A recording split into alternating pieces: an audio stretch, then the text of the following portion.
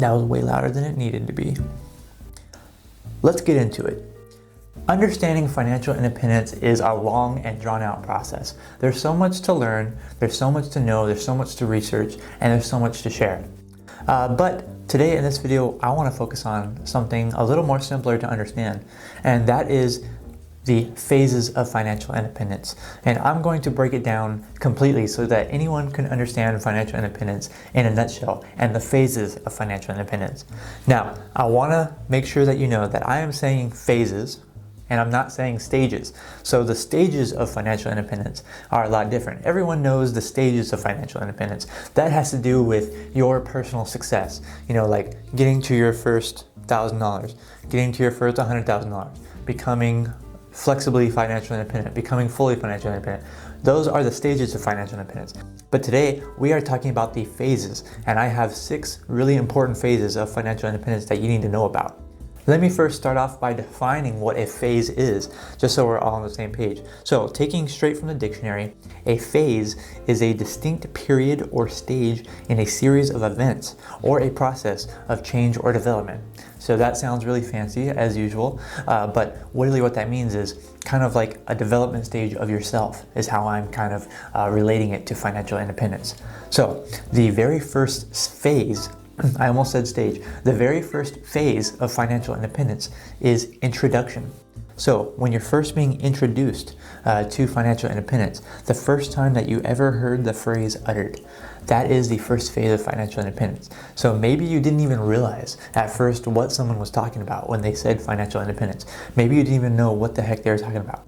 Or maybe you immediately got intrigued by what financial independence is about, or you heard that word and you're like, that sounds like something that interests me. So this is the first phase of financial independence, just being introduced to the concept, being introduced to the word.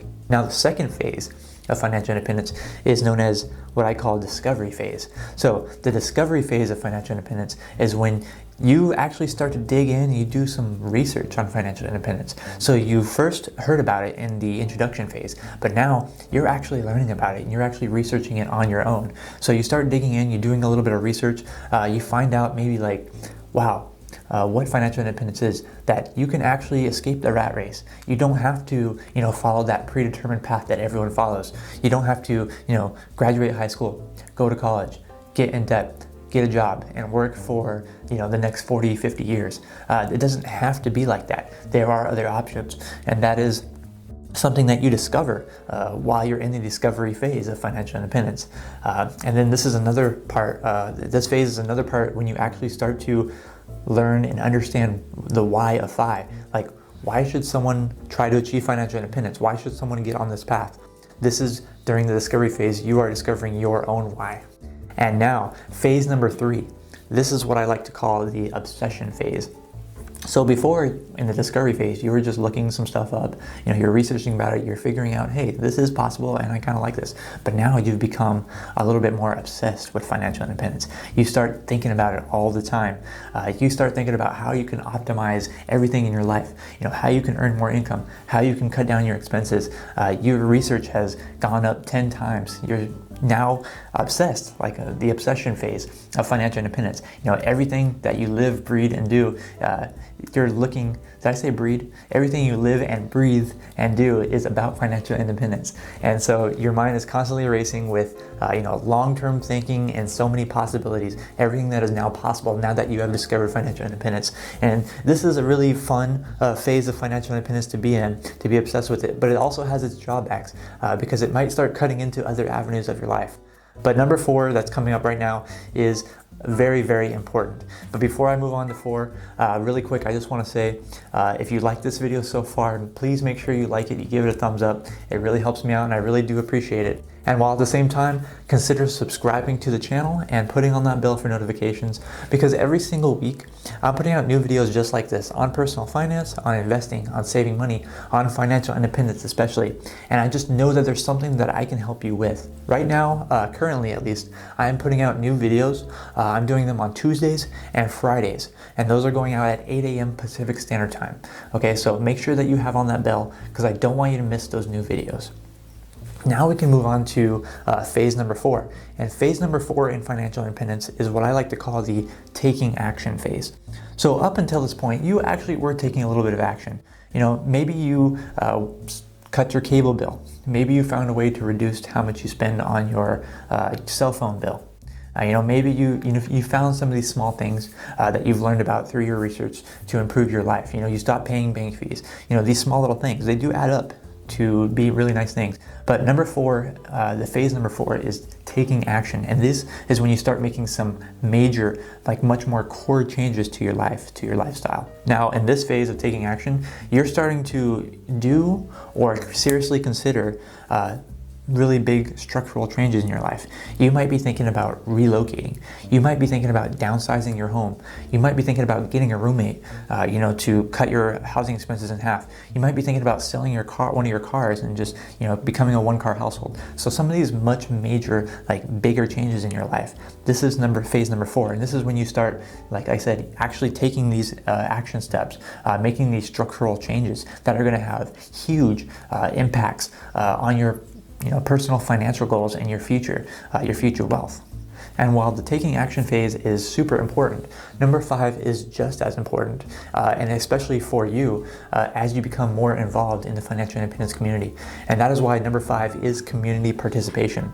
So at this point in your life, so up to this point, I should say, it's kind of been all about you. You've been, learning how to improve your finances. You've done some small things, and then maybe you've also done some big things when you took action in step number 4.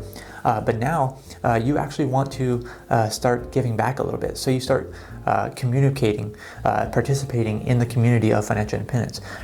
Whether that be, going on online forums and, posting there, or whether it be, watching YouTube channels and commenting like on this one. Really appreciate it if you do leave a comment.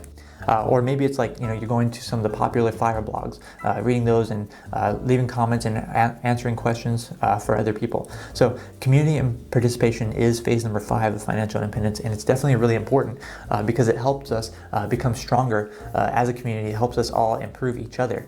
And of course, one of the best ways that you can continue to learn yourself is by teaching. I learned so much by making these YouTube videos, and so I am very happy to do so. So now you know that you are a part of an actual community. You are a part of something bigger than yourself. And that brings me to step number 6.